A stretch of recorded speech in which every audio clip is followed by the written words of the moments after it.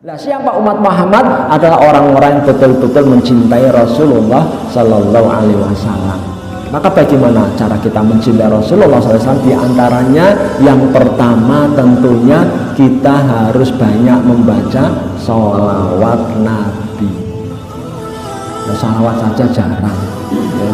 Itu kok mengaku umat Muhammad, bersolawat saja jarang-jarang, kok minta syafaat dari Rasulullah. Karena satu-satunya Nabi Rasul yang diberi kewenangan untuk memberikan syafaat, yang bisa memberikan syafaat kepada umatnya itu hanya Nabi Muhammad SAW. Sementara nabi-nabi yang lain itu tidak bisa. Ketika manusia berkumpul di padang mahsyar, mereka bingung, mereka galau, mereka sangat panik, mereka sangat ketakutan. Maka yang dicari adalah syafaat dari para nabi. Datang kepada Nabi Adam. Nabi Adam menyerah, saya nggak bisa memberikan syafaat. Ya, jangankan kepada kalian, kepada keluarga saya nggak bisa. Ya. Datang kepada Nabi Nuh, Hud dan seterusnya sampai Nabi Isa, semuanya angkat tangan. Hanya Rasulullah Sallallahu Alaihi Wasallam yang bisa memberikan syafaat pada umatnya. Dan diantara orang-orang yang nanti akan mendapatkan syafaat dari Rasulullah, diantaranya adalah yang paling banyak atau yang banyak membaca sholawat Nabi. Maka ayo kita biasakan sekarang untuk memperbanyak sholawat. Allahumma sholli ala Muhammad, Allahumma sholli ala Sayyidina Muhammad. Silahkan sama aja. Yang kedua, dengan ittiba Rasulullah Sallallahu Alaihi Wasallam, ya. Dengan mengikuti Rasulullah, ittiba, ikut, manut, ya. Siapa yang manut ya katut, kan seperti itu. Kita manut dengan ulama, ya kita nanti insya Allah katut dengan para ulama. Kita manut dengan ustadz, ya insya Allah kita akan katut dengan ustadz, ya.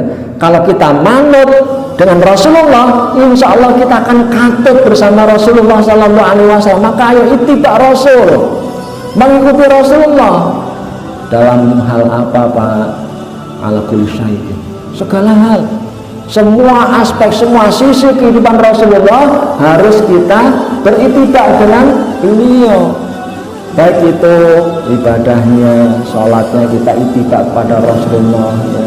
Jihadnya, kesabarannya, ya, bagaimana beliau membangun rumah tangga, kita ikuti cara rumah tangga Rasulullah, termasuk juga meneladani akhlak beliau. Ini yang nggak gampang Bapak Ibu. Cinta Nabi, iya cinta, negara yang menesu-nesuai. Nah ini nggak sesuai dengan akhlak Rasulullah. Nabi diutus, diangkat oleh Allah Subhanahu wa Ta'ala, itu tujuannya adalah untuk diikuti, ditiru.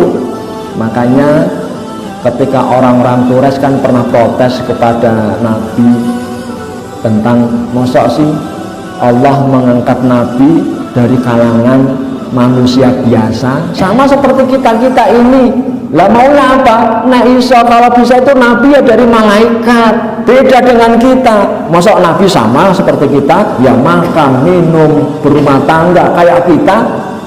Kenapa Allah Subhanahu wa Ta'ala mengangkat seorang Rasul dari kalangan Nabi, dari kalangan manusia biasa yang kadang sakit, kadang juga sedih, gembira, ya makan, ya tidur, ya capek, agar kita bisa meneladani sang Nabi. Maka Rasulullah diangkat itu untuk dicontoh, untuk diteladani, termasuk akhlak beliau. Maka kalau kita cinta kepada Rasulullah SAW, mari kita teladani akhlak beliau yang Allah mengatakan wa innaka la'ala khuluqin azim.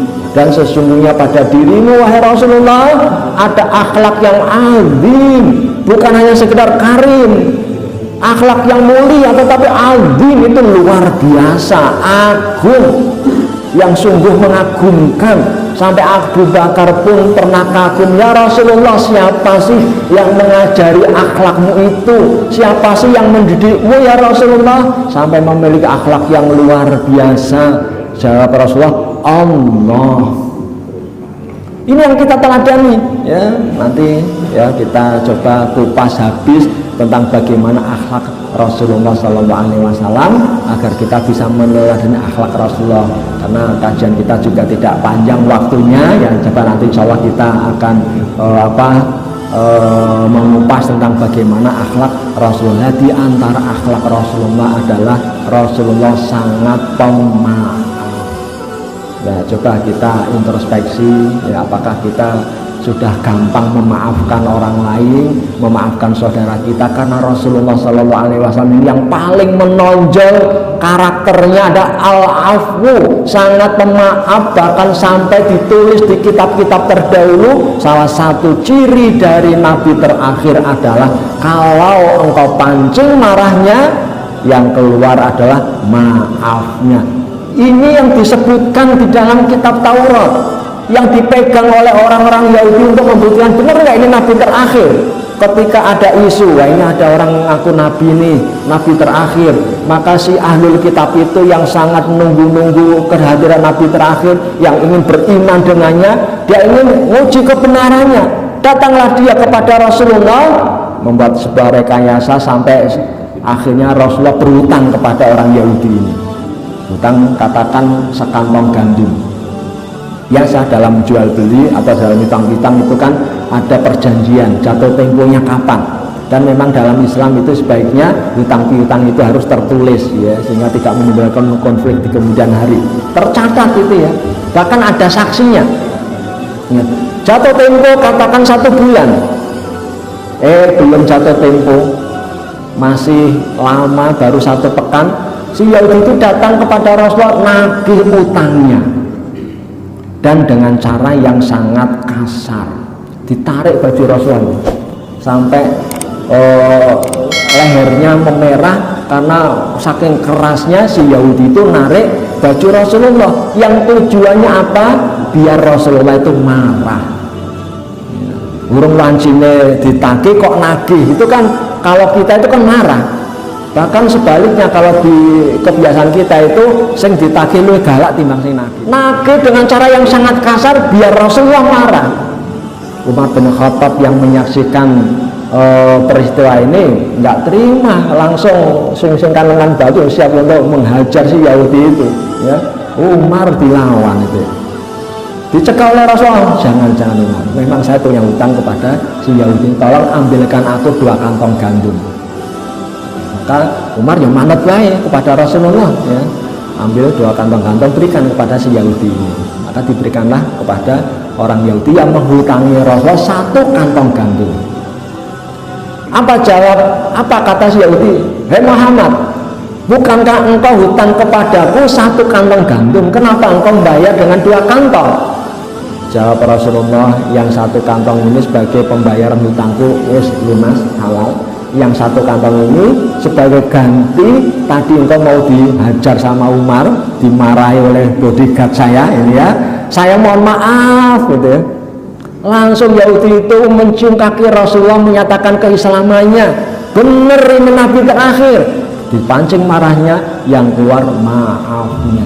Maka meskipun Rasul dilempari dengan batu, lempari kotoran onta, dicaci maki, dihina, bahkan diancam untuk dibunuh, disakiti, nggak pernah beliau membalas dengan kejahatan yang sama, tapi yang keluar adalah maafnya, ya.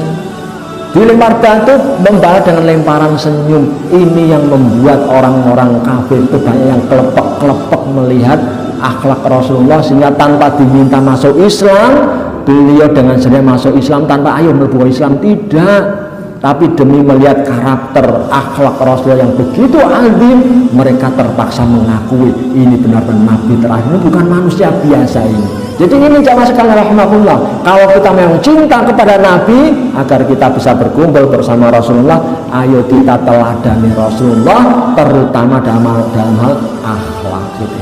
Mungkin sementara itu dulu kajian kita pada pagi hari ini. Insya Allah kelak kita bahas tentang bagaimana meneladani Rasulullah, agar kelak kita itu benar-benar bisa berkumpul dengan Rasulullah. Kita akui ibadah kita masih tahu jauh sebagai ahlul jannah, tetapi dengan modal kita cinta kepada Rasulullah, insya Allah anta ma'aman ahbabta, engkau akan bersama, berkumpul bersama orang-orang yang engkau cintai. Aku qouli astagfirullah wa lakum wa qur rabbi firwarham wa anta khairur rahimin. Assalamualaikum warahmatullahi wabarakatuh.